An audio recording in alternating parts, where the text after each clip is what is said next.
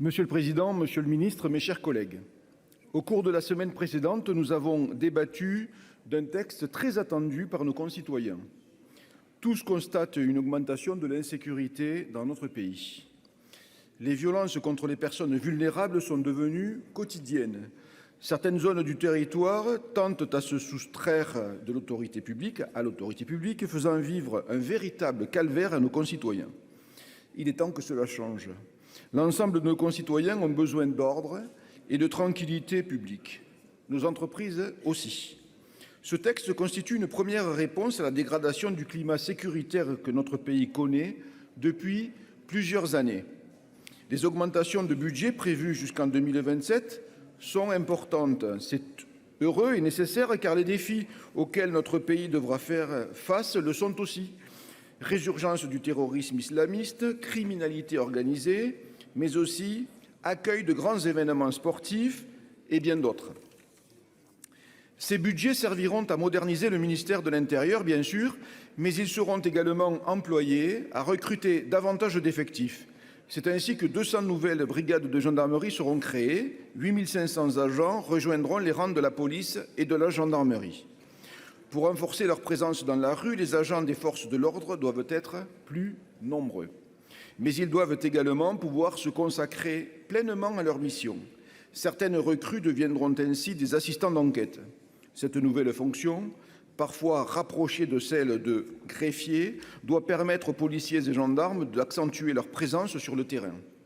Les assistants d'enquête se chargeront de la myriade de tâches administratives qui submergent actuellement les agents. Au cours des débats, nous avons eu l'occasion de dénoncer la complexification de la procédure pénale. À force de réformes sectorielles, le code est devenu impraticable pour les policiers et les gendarmes. Pis encore, le rapport des États généraux de la justice estime que cette complexité est l'une des raisons majeures de l'allongement des délais. Même les juges peinent à s'y retrouver.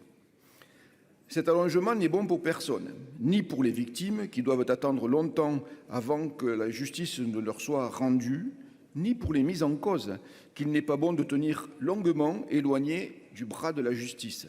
Celle-ci doit être rendue avec efficacité, clarté et célérité. Pour cela, il faudra s'attaquer à la simplification de la procédure pénale et, sans doute, fusionner les régimes de l'enquête préliminaire et de l'enquête de flagrance. Grâce aux travaux réalisés en commission et en séance, le texte a été enrichi. Deux sujets majeurs me semblent devoir être mis en lumière. Le premier est celui des rodéos urbains, piètre divertissement de ceux qui devraient avoir mieux à faire. Lorsqu'elle met en danger la vie de nos concitoyens, les peines de cette infraction ont été sensiblement alourdies. 5 ans et 75 000 € d'amende. Il est hors de question que la vie de nos concitoyens soit menacée. Le second est celui des violences contre les élus. Les Français sont scandalisés, à juste titre, que leurs élus soient pris à partie ou agressés. L'élu, local ou national, est un représentant du peuple, il représente ses électeurs, mais il représente aussi la République dans son ensemble. L'élu en est une composante essentielle. Leur porter atteinte revient porter atteinte à la République. Il était temps de renforcer les sanctions contre ces agressions inacceptables. Elles seront désormais punies au même titre que celles commises contre les policiers. Nos concitoyens attendaient davantage de fermeté dans les sanctions. S'il a été enrichi par les débats, le texte n'en est pas devenu pour autant un catalogue. C'est ainsi que la procédure de l'amende forfaitaire n'a pas été généralisée, mais étendue. Cette procédure se justifie pleinement pour certaines infractions, mais elle n'a pas vocation à devenir la norme. La Commission et le gouvernement se sont accordés pour y inclure 14 nouvelles infractions. Actuellement, certaines d'entre elles ne donnent bien souvent lieu qu'à un simple rappel à la loi. C'est le cas de l'atteinte à la circulation des trains ou de la filouterie de carburant. Gageons qu'à présent, l'amende forfaitaire permettra aux contrevenants de ne pas oublier la leçon. Cela permettra non seulement une réponse pénale plus rapide et plus certaine, mais cela évitera également des procédures longues et chronophages pour les infractions du quotidien. L'objectif de cette loi est de renforcer la présence des policiers et des gendarmes dans la rue. Pour cela, le texte les décharge de bon nombre de tâches administratives, nous l'avons dit. Il leur permet également de recourir à des procédures simplifiées.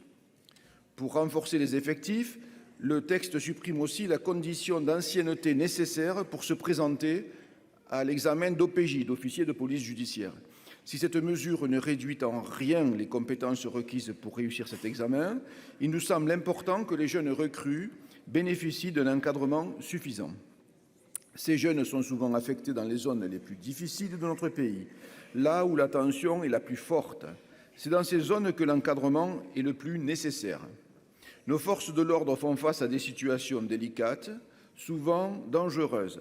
Je veux saluer le travail qu'elles accomplissent en ville comme en ruralité. Elles sont une composante essentielle de notre République. Par ce texte, nous ne faisons pas que leur témoigner notre respect, nous leur donnons des moyens supplémentaires pour remplir leur mission. Ces augmentations initient une nouvelle dynamique, nous l'espérons, durable, car elle est nécessaire pour nos forces de l'ordre. L'ensemble de notre groupe votera en faveur de l'adoption de ce projet de loi. Merci, chers collègues. Je vais donner la parole maintenant à notre collègue Guy Bénard.